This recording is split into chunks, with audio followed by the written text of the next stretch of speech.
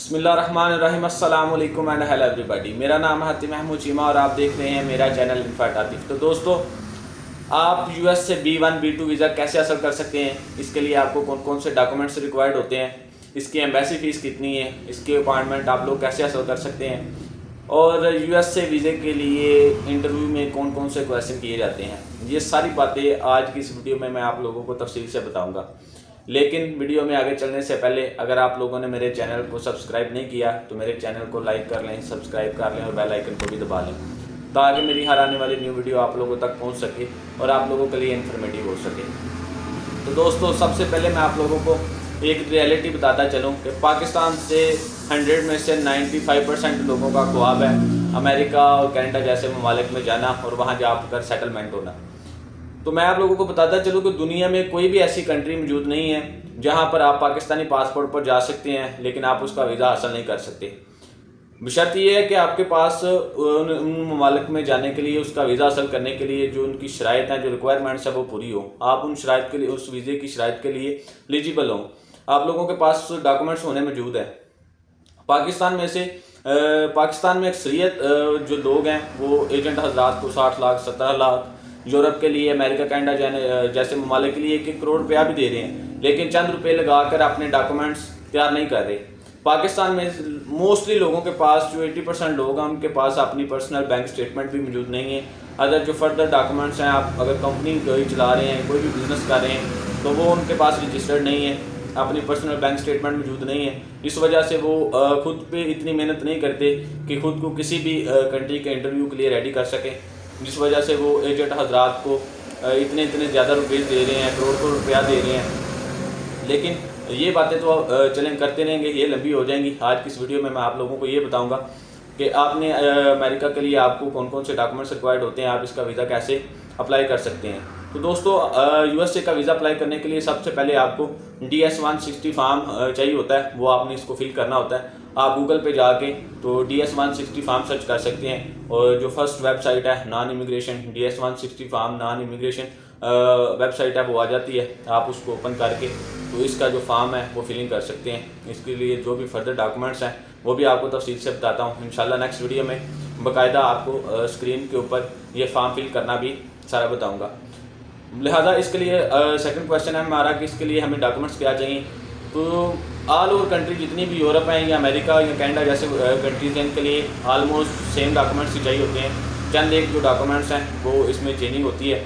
तो इसके लिए सबसे पहले आपको चाहिए पासपोर्ट। आपके ऑल यूज पासपोर्ट है, अगर आपके पास ओल्ड पासपोर्ट भी है तो वो भी आपने साथ अटैच रखना है। आपका CNSE होगा, आपकी वाइट बैकग्राउंड, टाई कोड में एक क्लियर स्कैन पिक्चर होगी, आपकी FRC फैमिली रिलेशन सर्टिफिकेट, इसके अलावा आपकी MRC होगी मैरिज रिलेशन सर्टिफिकेट, और आपकी जो बैंक स्टेटमेंट है लास्ट 6 मंथ की वो आपकी होगी। मिनिमम क्लोजिंग बैलेंस जो है वो 2 से 3 मिलियन होना चाहिए।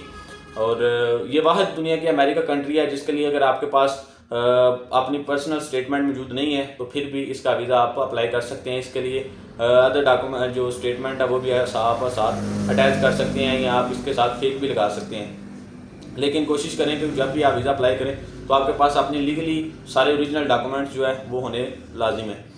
इसके बाद आपको, अगर आप बिज़नेस कर रहे हैं तो आपको बिज़नेस के डॉक्यूमेंट्स चाहिए होते हैं। NTN tax return if available अगर आपके पास हैं, और अगर आप जॉब होल्डर हैं तो उसमें आपको आपका जो एम्प्लॉयमेंट लेटर चाहिए होता है, NOC लेटर चाहिए होता है, और लास्ट 3 मंथ की जो सैलरी स्लिप्स हैं वो आपको चाहिए होती हैं। मैं आपको स्क्रीन पे भी ऑल ओवर डॉक्यूमेंट्स की लिस्ट दिखा देता हूँ ताकि आपको इससे आपको लोगों को पता चल जाए। और इसके अलावा जो आपके पास लास्ट डॉक्यूमेंट चाहिए होता है वो आपकी एजुकेशनल डॉक्यूमेंट्स हैं कि आपकी एजुकेशन क्या है, उस हवाले से आपके डॉक्यूमेंट्स रिक्वायर्ड होते हैं। फर्दर आपके पास ये सारे डॉक्यूमेंट्स मौजूद होंगे तो आप USA का ईज़िली वीज़ा अप्लाई कर सकते हैं घर बैठ के भी, अपने सिस्टम से, अपने लैपटॉप से, अपने मोबाइल से भी। आपने DS-160 फॉर्म पे अपने डॉक्यूमेंट्स के मुताबिक ऑल ओवर डिटेल जो है उनको प्रोवाइड करनी है। अपना ट्रैवल प्लान आपने बताना है, आप कहाँ से हैं, वो सारी तफसील आप लोगों ने DS-160 फॉर्म में मेंशन करनी होती है। इंशाल्लाह नेक्स्ट वीडियो में मैं आप लोगों को बाकायदा फॉर्म फिलिंग करने का तरीका भी बताऊँगा। और अभी इसकी एम्बेसी की फ़ीस की तरफ चलते हैं।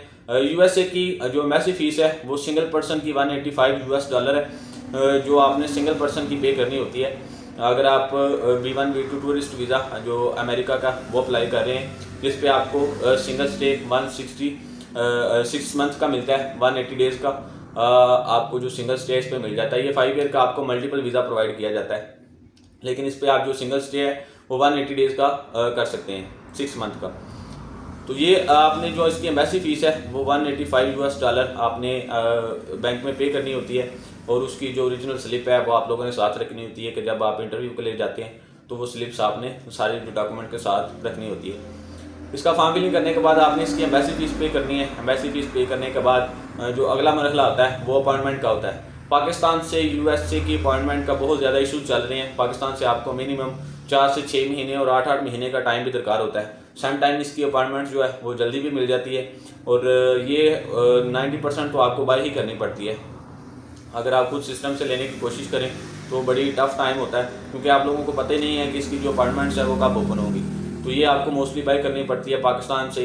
जो एजेंट हजरात ले रहे हैं, अपॉइंटमेंट ले रहे हैं, वो भी बेसिकली लेते तो सिस्टम से हैं, लेकिन वो फुल वर्किंग कर रहे होते हैं, फुल टाइम वर्किंग कर रहे होते हैं, इसलिए वो अपॉइंटमेंट्स लोगों की बुक कर सकते हैं, और वो इसके चार्जेस अच्छे खासे लेते हैं। आप इसके अपॉइंटमेंट बाय कर लेते हैं, और अपॉइंटमेंट के बाद जो सबसे इम्पोर्टेंट और लास्ट इसका मोमेंट होता है, जब आप एम्बेसी जाते हैं उसके लिए आपने आपकी जो ड्रेसिंग है वो अच्छी होनी चाहिए, आपका एटीट्यूड अच्छा होना चाहिए। और जब आपको वो इंटरव्यू के लिए बुलाते हैं, आप वहाँ पर जाते हैं, और जो सबसे पहले आपसे क्वेश्चन किया जाता है, what is the purpose of travel, कि आपके ट्रैवल का पर्पज़ क्या है, आपके उधर जाने का मकसद क्या है। तो आपने इसको डिफ़ाइन करना होता है।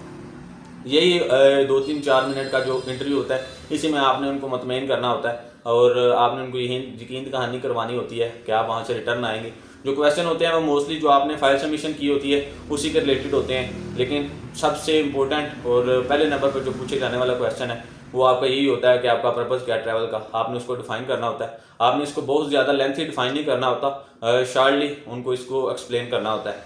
इसके अलावा वो आपसे आपके पासपोर्ट, अगर आपके ओल्ड पासपोर्ट हैं तो उसके बारे में भी पूछ सकता है। अगर आपकी एज ज़्यादा है, 40 से अबव है, तो उसके हवाले से भी वो आपसे ये भी पूछ सकता है, आप सिंगल जाना चाह रहे हैं या अपनी फैमिली के साथ जाना चाह रहे हैं। जो मैरिड हज़रात हैं उनसे ये क्वेश्चन अक्सरियत हो जाता है। अभी रिसेंटली हमारे एक क्लाइंट से ये क्वेश्चन हुआ है कि आप सिंगल जाना चाह रहे हैं, आप अपनी वाइफ के साथ नहीं जाना चाह रहे। तो इस तरह के जो क्वेश्चन है वो आपने अच्छे तरीके से इनको माइंड में रख के इनकी तैयारी करके जाना होता है। इसके अलावा पाकिस्तान से आप इंटरव्यू के लिए मोस्टली जो लोगों को प्रॉब्लम आती है कि इंग्लिश नहीं आ रही होती, तो उस सूरत में आप लोगों को जो सहूलत प्रोवाइड की जाती है वो आपको ट्रांसलेटर प्रोवाइड किया जाता है। आप उर्दू में भी इसका इंटरव्यू दे सकते हैं, लेकिन प्रोफेशनल और जो अव्वल किस्म का तरीक़ाकार है वो अगर आप यूएस से जाना चाह रहे हैं, जो वीज़ा की रेशो अच्छी लेना चाह रहे हैं, तो आपके पास जो है इंग्लिश आपको अच्छी आनी चाहिए। इंटरव्यू जो है इंग्लिश में ही दें, लेकिन ये लक पे भी डिपेंड होता है। और जो इमिग्रेशन में बैठे होते हैं अफसर हजरात हैं, अमेरिकन एम्बेसडर जो हैं, वो उन पर भी डिपेंड होता है। अगर वो उनको आपकी किसी भी क्वेश्चन की अच्छे तरीके से समझ आ गई है, बेशक आपने ट्रांसलेटर प्रोवाइड लिया हुआ है, तो ट्रांसलेटर की बेस पर भी आपको वो वीज़ा प्रोवाइड कर देते हैं। तो यूएसए के वीज़े के लिए सबसे जो इम्पोर्टेंट काम होता है वो इंटरव्यू ही होता है। अगर आप उनका इंटरव्यू के मुताबिक आपने उनको मुतमिन कर लिया इंटरव्यू में, तो आपको वो वीज़ा प्रोवाइड कर देते हैं। ये वीज़ा मिनिमम जैसे ही वो आपको ओके करेंगे एम्बेसी से, तो आपको 8 से 10 दिन में आपका पासपोर्ट रिसीव हो जाता है। जो जब वो पासपोर्ट रख लेते हैं उस पर आपको 5 साल का मल्टीपल एंट्री वीज़ा जो है वो प्रोवाइड कर दिया जाता है। इसमें आप उस पर इसके बाद आपने जो है वो जस्ट टिकट बाई करनी होती है। और पाकिस्तान से एयरलाइन भी आपको बताता चलूँ, अगर आपको सबसे फ़ायदेमंद जो ट्रैवलिंग है, जो टिकट्स मेरे नज़दीक आप ईज़िली ले सकते हैं, वो चीप भी ले सकते हैं अमेरिका के लिए, वो आप इतिहाद एयर का चूज़ कर सकते हैं या कतर एयरलाइन चूज़ कर सकते हैं। एयरलाइंस भी अच्छी हैं और चीपेस्ट भी हैं। इतिहाद एयर बहुत ज़्यादा चीपेस्ट फ़्लाइट्स भी है, इसमें आपको मुनासिब रेट्स पे जो है वो टिकट मिल जाती है अमेरिका के लिए। आगे आपकी जो सिलेक्शन होती है कि आपने किस सिटी में जाना चाह रहे हैं अमेरिका में, उस हिसाब से आप एयरलाइन को चूज़ कर सकते हैं। तो ये थी जी आज की यूएसए के वीज़ा के हवाले से अपडेट और इसका तरीक़ाकार जो मैंने आप लोगों को बता दिया है। अगर आप लोगों को वीडियो अच्छी लगी हो तो लाइक शेयर सब्सक्राइब लाजमी करें, और तब तक मुझे दें इजाज़त वीडियो में, और दुआ में याद रखिएगा ताकि मैं आप लोगों के लिए इस तरह की अच्छी वीडियो बनाता चलूँ। अल्लाह हाफ़िज़।